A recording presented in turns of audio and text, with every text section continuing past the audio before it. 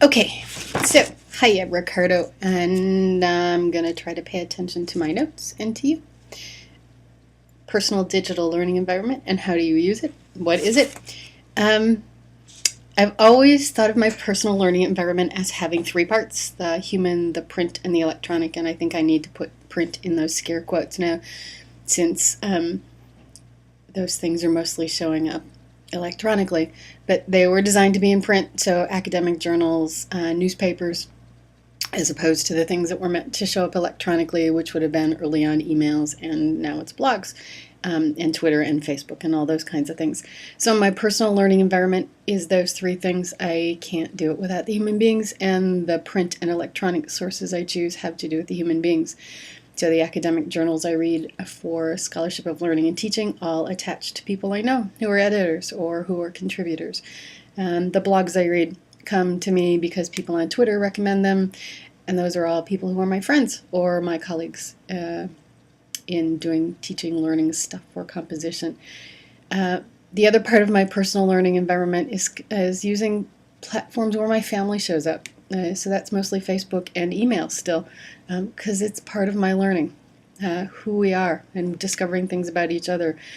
For a few of my cousins who are also teachers, that's been really important for us to share what we understand about ourselves as teachers and doing our work as teachers and how it links to our family. Obstacles for building that environment, same thing as when I was doing this at the University of Iowa in the late 80s and early 90s. 1990, I was using blogs. You could only do it one at a time. One person could be on at a time. I was also using a composition classroom that was computerized, or a computerized classroom for my composition course. And there it was the thing of, sure, you could create a folder and you had your floppy drives, but if you wanted to share things, you pretty much either had to send it through email, one at a time, or take your floppy to somebody else's disk and download, or computer and download the folder that they had saved.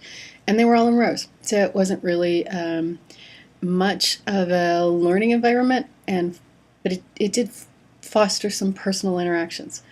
People would talk to each other differently in the classroom because of what they wrote on the blog, or what they discovered when they were swapping pieces of writing and sharing resources as part of that. So the main obstacles remain the same now. Not everyone has access to all of the things that someone else has. It's hard here at the University of Minnesota, for example, to have students develop a personal learning environment where they share things because the university wants it through VLEs. They make it hard to use Dropbox as teachers because of security clearances you have to have. Many of us don't have passwords to our own computers for administrative rights. So that means figuring out workarounds. So the problem before might have been how to have multiple people have access, and the problem in an academic setting is now that the universities we are working with want to control how we have access in the name of security, and they're often false worries. So how has my use of technology changed in the past 5 years? I was doing large lectures and larger courses, teaching composition, teaching English classes besides the teaching and higher ed class for graduate students. And I've always brought audio and visual stuff into class. I need them as a learner. I need them as a teacher. I have always done active learning too. So you have to use technology to do active learning. People need to see multiple media. This goes back to my first grade teacher who had us use magazines and cut them up to figure out how we were going to tell a story, and then we could draw and we could swap. We could bring in things from outside to help tell the story. We could bring in newspaper headlines. We could do all kinds of things. She would give us access to film strips so we could help tell stories. So that just is ingrained in me, and I've watched my students do it. So there's always music. And I had images with early PowerPoint, or I'd use an overhead projector with a transparency. But what's happened in the last 5 years is that instead of having students raise hands to a conceptual question in 200 classroom, that was hard. 50 it was easier. 20 it was not a problem at all. And I never had to worry about them self-censoring. You set up a climate so they didn't. But it's nice now. We have Chime In, which is using mobile and you know, those things like Chrome and browsers, that's the word, to chime in to answer a question electronically. Can do it on the spot, can make a question on the spot, so I don't have to do raised hands, as I was doing even 7 years ago, or trying to figure out how to use clickers and always have a computer in the classroom that they could transmit the radio signal to. Or instead of using notebooks with special added in pages, so they would be doing some annotating and some synthesizing along the way. I now have them use their computers. So we can annotate in Word, and we can annotate in an article we're reading through Adobe.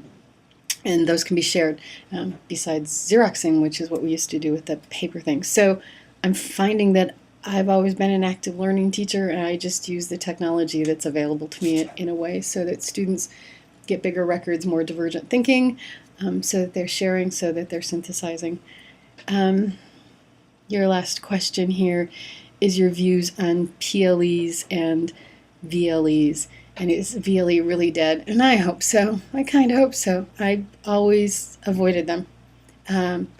We were WebCT users, then WebVista. I've used Blackboard, I've used Desire to Learn in the different places I've taught. I find them not friendly. They're not Mac friendly. I use both platforms. I use Mac and PC, but I like Mac best for doing visual things and for setting up an organizational pattern, and that's hard to do on WebCT. It required being at work. Using a VLE requires that I'm here at work or that I have VPN at home to access for security, and I refuse to have VPN at home. There are other ways to do it. I want something that I can get to all the time. So instead of a VLE, and also one more thing to add to that, because I teach students who create things and want to come back to what they created with each other, and that other students created and that we created together, or that I put up for the class originally, I need something that won't go behind a security wall, that they can only access if they know the magic route to go to where something's been archived, or if they still have their UMIN password. But I also respect at the moment that not every journal is in open access, and I don't want my students in trouble for accessing journals and articles outside of the security or barriers the libraries agreed to. My friends are librarians. I follow their rules. Don't love them, and they don't either. So I use a portal. The University of Minnesota offers a portal, which means I can put up articles and I can have students access them with their University of Minnesota passwords. If it's open access, great. All of my stuff is open access, so it's there, and the portal stays up. It doesn't go away. It has the same little URL that I gave it, z.umn.edu/IDA8101. Everything from my teaching class comes out as IDA 8101, so they can get to it. They see how the course changes. I try to archive important things in the past classes section. So I use a portal. I use a blog. I'm going to encourage them to use a blog for their teaching portfolios, or figure out how to use Evernote or something else they want to do.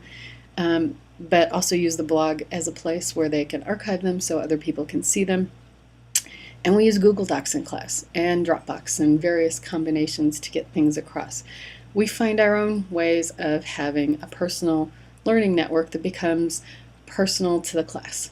And then we think about how it is a public learning environment. How do we share it with people? How do we keep it up? And so those are the questions I'm looking at. How do I keep up these class-based PLEs that my students create? So there you go. That's my thoughts on a lovely Tuesday morning before I do a workshop all day tomorrow. So back to making slides. Have a great conference. Wish I was there. Bye.